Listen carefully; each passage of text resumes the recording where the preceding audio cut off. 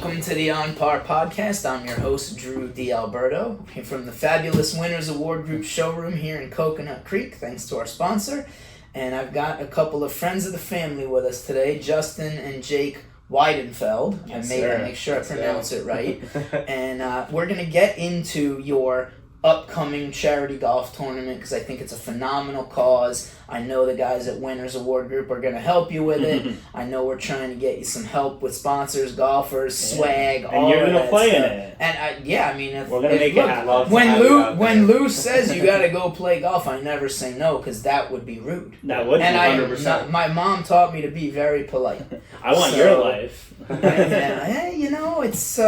It took me a while to get into a career that I really enjoyed and had fun going to on Monday morning, but thank you. I don't think the life of a financial advisor, wealth manager is free of golf either, but we'll get to that. So before we even do that, Justin, we'll start with you.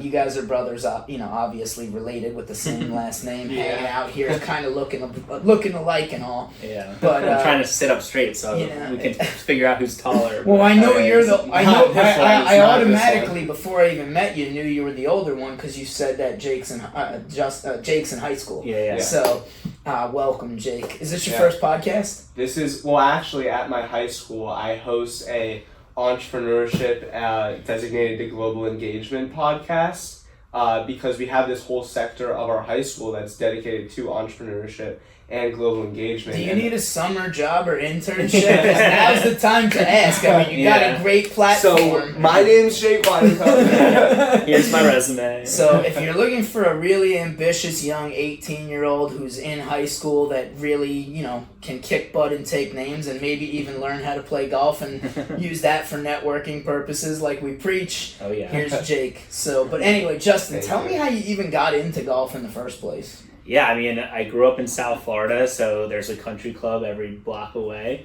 Unfortunately, I would say it started with our grandpa, right? Oh, yeah. He's a grandpa and grandma. Grandma was I think a scratch golfer at one time. Grandpa loved playing golf, used it for business, stuff like that. And our dad really loved playing golf. And so he was the most amazing person to play golf with. 9 holes he'd only play 9 holes, all right, because 2 hours max. Got really hot out here in South Florida, but he'd go up there, no warm-up swings, hit the ball 220 down the middle, throw the club back in the bag. Oh, old man golf. Yeah, old man golf is great golf. We call it that affectionately because I play that a lot of times. So that's pretty cool, man. But really, I kind of... It always went straight. He could always find it. It's boring golf, right? And meanwhile, no no rescue shots, no sand, I get to go to the beach. No water. Super fun. Yeah, we get to check out the terrain and the trees and the shade. We call that dollar cost averaging per shot, right? If you pay $120 and you shoot 120, you only paid $1 each shot. Unfortunately, I've gotten better. So, grew up playing a little bit of golf, call it a couple times a year, but really my passion led me to baseball. And so the baseball golf swing kind of I focused a little bit more on baseball. Each other, don't they? Exactly. And my grandpa was always Jake will say the same thing, you should have taken up golf earlier, you'd be on the PGA Tour. I'm I don't know about that, I'm a 5'8" Jewish guy, But anyway. There's Jewish guys that play on the tour. Well, it's funny enough. There's 5'8" guys that play on the tour. It's funny enough because, piggybacking off what Justin just said, our grandpa is just huge on, you should have played golf. I played football in high school, and every single time he'd see me, he'd be like, Jews don't play football, they play golf. What are we doing here? It's just that's pretty cool. I grew up in Cooper City, so primarily a Jewish neighborhood, and same kind of thing. I heard that a million times. I heard that from the friends of mine's parents all the time. So, but really, I went to the University of Florida, and right next to my fraternity house was the course, and so I would take business classes in the morning. Me and my buddies would have lunch at the fraternity house, go play 9 or 18 holes in the afternoon at the twilight rate to save some money, and that really completely pivoted my golf game around. So how good are you? I'm a 7 handicap. That's pretty good. If you get into the single digits and you have a real job outside of golf, that's impressive to me. Real job is like in air quotes. Well, I mean, how much golf do you play? So I just spent 3 years living in New York. I was going through a training program and then found my company. That. So that sounds cold and unpleasant. I was taking a subway with my golf clubs on the subway to a train to an Uber to the course, and then having to do the whole thing back. All day event. Would not recommend. I moved back down here in May, and I've been playing basically once a week since then, and so the handicap has kind of progressed in the right direction. Yeah, that's great. I gotta start playing 5 times a week so my handicap can go in that same direction. Once a week. Right, but I have a lot more to go to get to a 7 than you want to know. But, and that's okay. I'm out there to get business and build relationships. I mean, I say it all the time on this podcast. The best people I know are people that I met through golf and networking, and sometimes golf networking. Of course. I kind of figured your answer as a wealth manager. You got to play golf because shaking hands and kissing babies and building deepening those relationships you already have and keeping those clients forever is for some reason done in that space by golf. Yeah, more than other spaces. I mean, you say it on your podcast a lot. I've listened to a couple episodes, and like golf really tells you a lot about the character of the person, how they play, and yes, it's like the high highs when you hit a good shot, but really it's the low lows. Like we're all gonna duff shots. Like I miss chips all the time. And it's how do you respond? And I want to do business with people who you said it in one of your last podcasts, have a memory of a goldfish and who are always moving forward in our growth mindset and are like on to the next shot and can recover. And look, I mean, I tell people that get upset out there, like, look, we're not good enough to get that. Yeah. I mean, and my dad, God love him, he's 70 years young and he's still playing. He's playing pickleball, he's playing golf, he's chasing my kids and my sister's kids who are much younger than my kids around, and he's happy as hell. And he, same kind of thing. He wants to get out there and be with people and do his thing and enjoy the day and, do what makes you happy. Do what makes you happy, right? We really saw our dad would give us a bunch of mulligans and he was literally the chillest guy to play with. I need to play with him. Yeah, exactly. And so like my friends started getting more competitive, and that's when I started getting better. And then Jake was finally old enough to swing a club, and then he and I started getting competitive. I used to give him 18 strokes, 18 strokes around, and we play 18 holes, a stroke a hole. Now I can't even give him 9 strokes. Okay. So he's getting better. You can give me 9 strokes, but on a good day maybe. But yeah, no. Recently, the last 2 years, over the summer, me and my friends have been golfing, 3 or 4 times a week. During the school year, it's been really tough. But now, since I'm not playing football anymore, I've been kind of getting into the taking lessons, trying to get to a handicap that's less than 15, maybe even get to the single digits at some point. Because choose golf. No, but your friends are getting competitive too. No, yeah, and for sure. And he loves going out with his friends and playing, and he'll play a twilight round at Southwinds for $9. Yeah. Look, you guys have my cell phone number. Don't forget about your friends when you're out there. Like you said, I do have a lot of flexibility to go out and meet people on the golf course.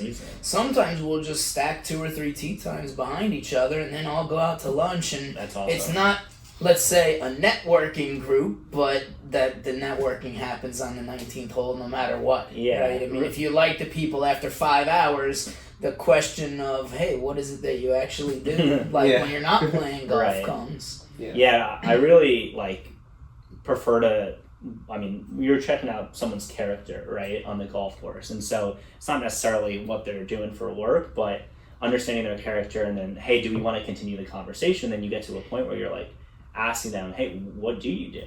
I've actually heard of businesses that literally will use that as their second or third interview in the interview process. I love that. That's great. And I thought that was I need more of these. I thought that was brilliant. Like, I've heard of people taking people out to lunch, people take, Right. you know, like, because then you can see how they act. But that's an hour, maybe 90 minutes top, typically, unless you're going to, like, I don't know, the melting pot fondue, and you're going to camp out and spend 3 hours there or whatever. You know, you don't get the same. You can still get a good read. You can still learn a lot about somebody over a cup of coffee or lunch or dinner. But yeah, I mean, when I heard that companies, and it's usually smaller or middle market companies, right? Like Walmart's not taking their executives on the interview process because they got 17 in-office interviews probably to go through. But yeah, the smaller and middle market companies, they're looking for innovative ways. I've even seen ads on LinkedIn recently, and maybe I just get all the golf related stuff on social media because my phone, that's your feed. My phone and Alexa and Siri are all listening to me. All I do is have videos of me talking about golf and business and networking and charity events on my social media. Jeff Bezos is not a dumb guy. You know, he knows what he's doing. And he's none of my business. He's none of my business. So. But let's kind of talk about how you guys, or both of you, use, you know, golf for networking and creating the relationships briefly, and then we can jump in. Well, I want to focus on your charity tournament. For sure. I would be remiss not to mention the best golfer in our family. Yes. Okay, I was waiting for this one. I was going to take a shot every time. Yeah, so Jake and I are pretty good average, you know, like Sunday afternoon golfers, but the best golfer in our family is our cousin Casey Whitenfeld. She plays golf at Auburn. She was a redshirt freshman and is entering her like fourth, like kind of second to last season of eligibility. Well, you guys get out then. I want her on the podcast. For sure. Like, just walk out the door. Well, it gets better. No, it gets better. I'm not kicking you out. So last year, for the first time, she was nominated or invited to play at the Augusta National Women's Amateur event, which is that's a big deal. That's huge. It was huge, and so that's awesome. Congratulations. And she got fifth in it. She got fifth in it. So I mean, so she's the real deal. She's the real deal. Okay. So you'll find her on Golf Channel. Nelly Corda, watch out. Yeah, exactly. Okay. We're gonna be at Anwa this year together, following her at Augusta National. So that'll be pretty exciting. Fancy. Yeah, it's fun to golf with her because she'll hit the green and be mad about the shot and be like, these new clubs, I can't even hit. And I'm like, my ball is with the fish. There's an old quote from a famous golfer, and his name's eluding me, but it's, he plays a game I am unfamiliar with. So you could say she plays a game I am never seen the game she plays. I was going to say, like, if she's shooting in the 60s, that's out of control. That's really awesome. She holds the course record at Furman College. Okay. Yeah. Is she 61. Is she famous on social media already because she's going to be a pro golfer? No, she's kind of keeping it. She wants to focus on golf and not blow up her NIL game. Okay. Fair enough. Mm-hmm. Interesting. And then what about you as a you know, because I my son is going to be 16 in a month. Yeah. And I've been preaching to him and my daughter, like, really just stick with it a little bit, right? You want to play basketball or football or whatever else, but, you know, keep up with it, because I didn't pick up a club till I was 36. Mm-hmm.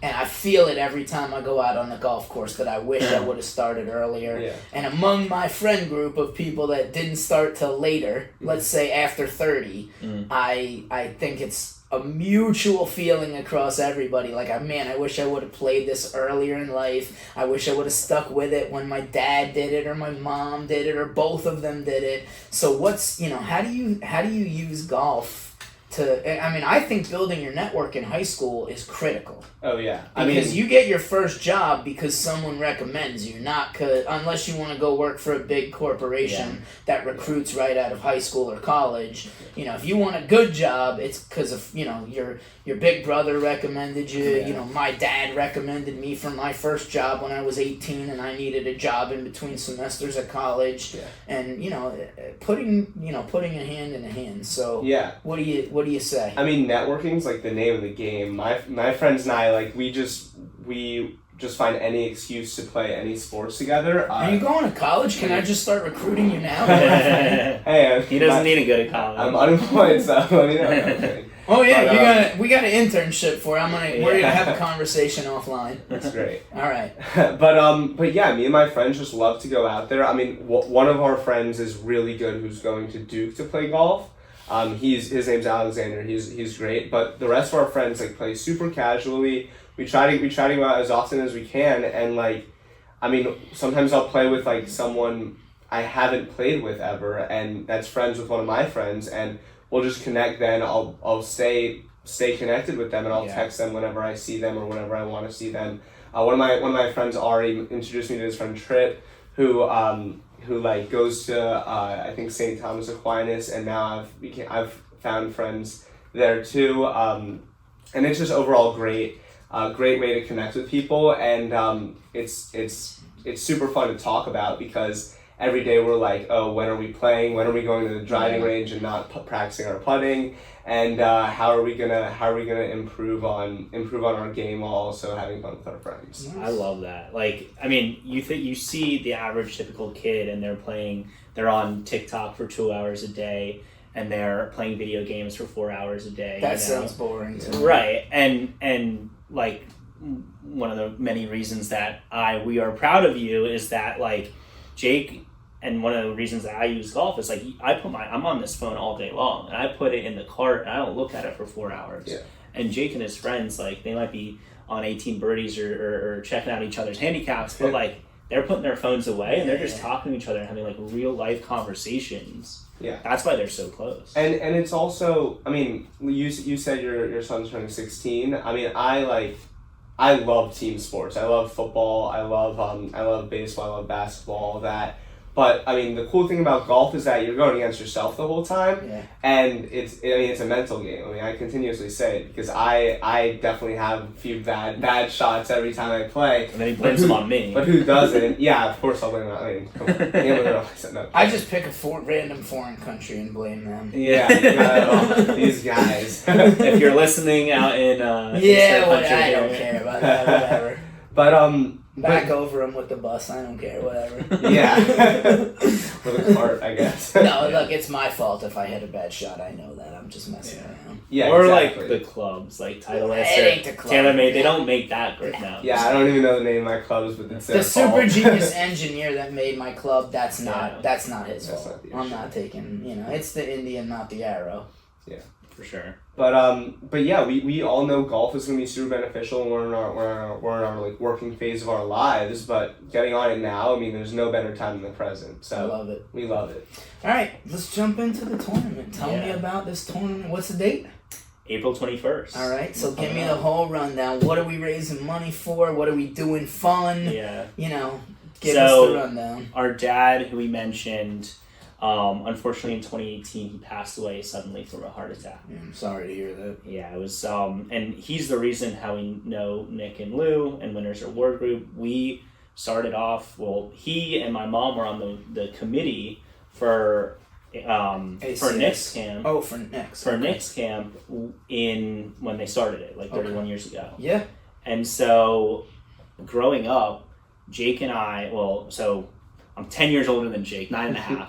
To be exact. And so when I was 3 years old in 1999, I would go to I went for the first time to the event, and I would sit on my dad's lap, and like I couldn't even walk or talk yet, but I was writing his bidder number down on every single sports item, and then raising the paddle, and then he would pay for it. Yeah, Neil Saffer would be like, you should bid against him, and I'm like this cute little kid. I'm like, don't bid against me. Like, but it's funny that you met Neil Saffer because when they told me that he was their auctioneer.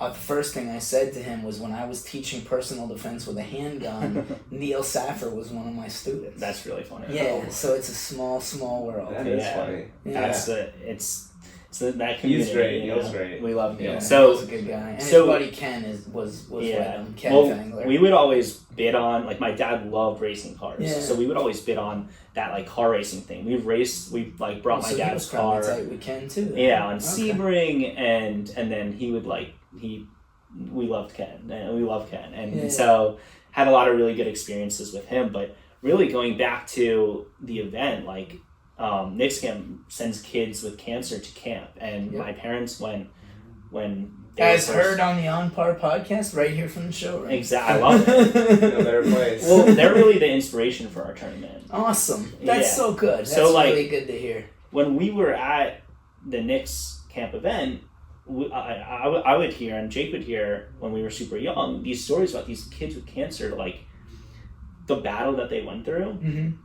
And then we'd see all the people in our community, the Neil Saffers of the world, like my dad, like all of his friends who he would bring to this event, like raise the paddle and bid like insurmountable numbers, like incomprehensible numbers to a 5-8-year-old to make these kids' lives better. And so both Jake and I are very philanthropic. Mm-hmm. And then we also went to a sleepaway camp growing up in Maine, and this camp is called Manitou. Okay. And so in 2009, our sleepaway camp started a camp for grieving kids. And they basically sent 27 grieving boys, kids who have lost a parent or sibling, to a sleepaway camp for a week. Mm-hmm. And it was hosted at our camp location. Oh, very nice. And so... And where are experience camps? Are they all over? Yeah, it's 7 different locations across the nation. And so fast forward to 2025, we have 7 different... And there's one in Florida. There's actually... The closest one to Florida is actually the one in Georgia. Georgia, okay. So I serve as the program director for the Georgia Boys program. Okay. And then there's one in Maine, Michigan, Maryland, Pennsylvania, California, Georgia, and now Connecticut is the 7th location. And in 2026... the 8th location is in Texas. Okay. And so fortunately, we have the experience camps as the resources to grow the reach. Unfortunately, the issue, and I just had lunch with a close family friend who I didn't know went through a childhood loss at 14. Okay. Like the issue of kids aged 8 to 18, or like even before that, losing a parent or a sibling, it's not going away. And so, I'll kind of pause there and let you elaborate a little bit. Yeah, so, I mean, kind of banking off that, when I was 12, like, I lost our dad. We lost our dad. But, I didn't really know what to do with myself, like, how I was supposed to feel versus how I actually felt. And, like, I kind of bottled up all these emotions and didn't really know, and thought it was a super unique experience that nobody was going through who was my age and things like that. And I was like, I don't really have many people my age to talk to about this. Mm-hmm. But the beautiful thing about experience camps is that you actually are surrounded by people who are going through these similar things. And there's no better way to learn about yourself and like progress your grieving process than to be around people who are also going through not the exact same, because everyone's in a different situation, really cool, but very similar scenario. Yeah, I think they kind of imparted that upon me when I visited Camp Boggy Creek, where we have the Cancer Week for Nick's Camp, sponsored by the Chiara Family Foundation. And when I went up there with Lou two summers ago, Nick was out of the country, I think, but Lou and I went up there with some other friends of the family, Amy and them. For sure. And I was talking to one of the counselors. I just kind of cozied up to one of the really nice people that were there, and she was telling me when we went to the pool, which was a full-on Olympic, handicap, accessible pool. I think it was donated by SeaWorld, if I remember right. Okay. Yeah. This pool is amazing. The cabins are amazing. But she was telling me that one of the things that they do is they don't feel bad about swimming with their shirts off. Because whereas they might be embarrassed by a scar that they had from surgery, they actually measure each other's scars like a contest. Oh, wow. Because they're all kind of, well, not everybody had the same cancer or whatever, but they all have similar experiences where they can be like, oh yeah, I had open heart surgery, boom, and then they got a big scar, and the next, it's like a fun thing. It's so kind of stuff like that happens at all of these things, I'm sure. Like, it's so weird to say, but we make grief fun. Like there needs to be positive. We share memories and experiences, and we share about the people that we've lost in a positive light. And like you have never. Well, that's why we replaced the word funeral with celebration of life, right? Like, because funerals are sad and somber, but at the end of it, everybody I don't care if you're sitting Shiva or going to a wake or whatever. I mean, I've been to all of them. people are telling stories about the person usually, and other people that were around them and loved them and cared about them. Yeah. And it is. Celebration may be a strong word, but it seems to be what's used now. The kids who come to camp, they come, and a lot of them are either encouraged by other people to come to camp. It's not like necessarily their choice. So they come and they're like, they've never opened up to anybody about this. Kind of what Jake was saying.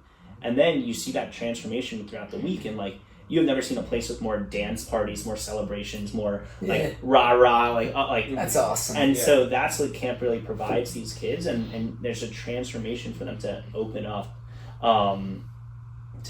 about their grief and their loss, which isn't available to isn't always available to them in their home life. Most of the charities that I know, and we work with a lot of them, and I've had many on this podcast, and you said you listen to some of them. They found a need, or something struck them, and it could have been cancer, like Nick and Lou's father. It could have been grief camps. It could be anything. But you're right. You get in a room with a bunch of people that have been through a similar experience, and it makes it a lot easier to speak freely. Let's say, right? Because you were 12. You were a kid. Yeah. Right. So, I get it. I get it. So look. I think the charity's awesome. We're already a sponsor. We're playing in it. But, the bigger picture is let's tell our audience about this awesome tournament. Give us the date, give us the name, give us the details. I know we're still working on some of them. But So about a year ago, when our dad died in 2018, it was super unexpected. And so our lives completely changed upside down. We had to sell his house. We had a place in Boca West. We had to sell that, and we were no longer able to access the golf course or anything like that. And so we were kind of in fight or flight mode, and really putting the pieces of our lives back together. And fortunately, one of our biggest accomplishments is keeping our nuclear family together. Okay. And all through that, you're trying to refine purpose and life and stuff like that. And so I've heard that term a million times, but I don't really know what it means. Do you? Purpose in life? No, you said nuclear family. Oh, well, for us, it's Jake, myself, our mom, stepmom, stepsisters. Okay. But why the word nuclear in there, though? That's close. Nucleus. Yeah, the nucleus. Okay, got it. All right, cool. There's it's like all the cousins who come around for the holidays. Right. Who are you going home for? You see them at the family reunion every 6 or 7 years. We do this. Well, Jews and Italians have the same corporation in different divisions. I listened to the lasagna brisket conversation. Oh, did I have that conversation? That's so funny that you remembered that. Yeah. We make better lasagna, y'all make really great brisket, but no gefilte fish. That's where I draw the line. I'm eating out of the jar. Look, and it's funny, Sebastian Maniscalco, the comedian, says it best, where he's talking about how the Jews want to hire the Italians to cater the bar mitzvahs and stuff like that. I'm a huge Italian food guy. We're way off topic. I know. Let's back circle back to the tournament. Come on, we'll have that combo afterwards. We were in fight or flight mode, and now 6 years later, I really feel like we talk about Dad, but we haven't really kind of honored his legacy that much. He made it such an impact on Nick's camp. Every single year, he donated the towels. He was a massive presence in the room. Bruce, right? My dad was Don Whitenfeld. Don, okay, sorry, wrong guy. Sorry. Don, and then, and just in a lot of people's lives, his funeral, there was a standing room only out the door, around the corner, all of that, and so we really didn't get to honor his legacy and what, we wanted to bring his core values that he lived by to life and continue that in perpetuity. And when I say that, and we want to do it for a cause that we're passionate about, which is experience camps. And so when I say that, Nick's camp was truly the inspiration. That's awesome. It really was. And so about a year ago, I came to Jake and our family, and I was like, hey, really, it was a conversation, whatever. I was like, hey, what if we put on a golf tournament in honor of Dad? What would we call it? Well, what would Don do? WWDD. Exactly. Yeah. It's the WWDD Charity Golf Tournament. What would Don do? Don would would give back to the community in this capacity and have an event that like brings people together. And like, and what's special is that he mainly lives by lived by these core values that were like giving generously, always adventuring, channeling his inner child, and just like showing who he was at every moment. Loving lavishly. He loved big. He loved big stuff, but he loved big stuff for other people, and we thought, what's a big thing that we can do for him, but also, you know, celebrating the community that he's built, connecting community, which is another another thing that he always lived by. And we're throwing this golf tournament to connect the community that he built through something that remembers everything he stood for and the beauty that he brought to our lives. That's cool. Yeah. All right, so it's in April. Yeah. April 21st. April 21st. That was 2025. Here's the schedule of events. And so it's an afternoon golf tournament. Yeah. So we were doing noon. like check-in noon 1. All right. Shotgun start at 1. At 1, okay. We got kind of golf from 1 to 5:30, you know, a little 19th hole cocktail hour. And then we're going to do a dinner at Boca West with amazing Boca food. West is a great private golf course if you don't know it. So they're also a client for a really long time of ours. So we get to see them a couple times a year. Yeah. And I'll tell you, I don't think I've ever played golf there. So I'm looking forward to this tournament because Yeah. I like trying new golf courses. I mean, Boca West is a great spot. Our whole life, like, we were going to the like Father's Day brunches at Boca West. We were playing golf at Boca West. I mean, Justin had his bar mitzvah at Boca West. It did. I may try to cheat at your tournament too. If Lou decides that he wants a second foursome and he tells me invite clients, I might invite 2 clients. And I'm not going to air this, but I might invite 2 clients. And then I also just met one of the long drive champions who happens to be a lady. Wow. So you know hold on. If you have a lady that can hit it 350, right? We're gonna have to change the rules. We're so new. We haven't even written the rules yet. So now you're telling us this. Erase that curve. Erase that curve. That's funny. But yeah, we're gonna have a bunch of like really cool competitions. But you're right. Like actually, if you want, she can come to your tournament and be the long driver and raise a bunch of money for you. So we'll talk. There's options. We'll definitely. There's options. You know. Basically, the way that they work when they do those things, since you haven't done a lot of these, is they come in, you pay them nothing, they raise a bunch of money, they write you a check at the end. It's pretty cool. It's great. Yeah, we're going to have some really cool games. We're not going to present them on the podcast, so come to the event. It's a surprise. Yeah. So Boca West, April 21st. Yep. We'll share the link with you, but what's the website? WWDD. Let's see. He doesn't even know. We're gonna put it to He's gonna have to email it to Kerf. WWDD 24 golf. It's something like that. We'll put in the link. We'll put it. You can follow us on social media. Go ahead. Follow us on social media at WWDD Charity Foundation. Okay. It's a great social media account ran by a great guy. No, I'm kidding. You're looking at it. But that's the Instagram. You're gonna get an extra minute to tell your funny golf story that you wanted to tell before. You had. It was actually that. It was actually that was the fact one. that, Okay. Yeah. Okay. Or cool. the fact that my grandpa told me to give up football because. But yeah, just follow that account. You'll learn all about all about what we do, why we're doing it. And hearing different stories about our dad, honoring kind of what he meant for everyone. Well, I think you guys should come back and recap it when you're done, because this is the first year. Yeah, and first year is always the toughest. Right. So we're really bootstrapping it. Like good. We have family meetings, conversation. Like so, Jason. Tell me about your family meeting when you guys discussed how to price this thing. Yeah, I'm interested in. So, you alluded to that earlier. The price of a single golfer is $425. You get golf. You get like the flag bag. I feel like it's a bunch of accountants and CPAs and wealth they managers walking around. No, I mean in family, right? Like you guys fit this full stereotype. Like, you're a wealth manager. No, my mom's a personal. My mom's a CPA. Yeah, no, my mom's a personal trainer. My stepmom's an esthetician. Okay, so we're just we got diversity. We're like a really good-looking fit family. All right, you know? that's basically what I want to hear. Most of us. No, okay. Yeah. So $1,700 for a foursome. You get more than your money's worth on top of supporting an incredible cause. All right. And the way we figured that dollar amount out, it was at Abacus. Abacus style. Good old fashioned typewriter. We always fun wheel. Yeah, so we We used. crumpled up a bunch of little Post-its and then Jake picked one. So every Thursday we have a family dinner at our stepmom's place. It's Arepa Thursday. Okay. And Arepas are Venezuelan. Stepmom is from Venezuela. All right. And they're the most delicious things you will ever eat. And Jake and I each have 4, which is like above the normal typical calorie count. Yeah. Anyway, we're talking about for a week. Yeah, for a week.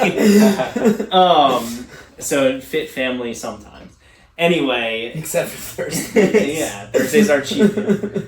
We brought the laptop, opened up not an Abacus but an Excel spreadsheet. I hope you've heard of it. I've heard of Excel. Yes. And we just like, it was our family dinner and we were just talking about the tournament. We were like running numbers like as we were eating arepas, and it's really cool. Like, not only do arepas help with math? Is that like a science thing? I don't know. He's in high school. He's smarter than me. I mean, if you eat arepas, do you do better on the math test on Friday? Well, we were like, just say yes. We were like, this tastes great. What do we want at this tournament? Like, let me add some like carne machada in here, and then it's like, how much do we want to charge people? Yeah. No, but I mean, it's just super cool to work on it as a family. Like, Jake's the head of marketing, Mom's the head of sponsorships, Fabi's the head of raffles and the event logistics. Like our stepbrother-in-law is the head of like the golf and player logistics, and then our stepsisters are the head of merchandise and advertising, and it's just like a real family. It's a family business, but a nonprofit. Exactly. I like it. And that's what Don would do. Okay. Yeah. Keep it in the family and all work together. I like it. Yeah. I like it. Very cool, guys. Well, listen, I want to welcome you back to talk about it afterwards. And if you want to do something fun, let's go play golf. I'll bring the portable mics. Yeah. And then we can just shoot some stuff while we're talking about it and throw it up on YouTube. Yeah.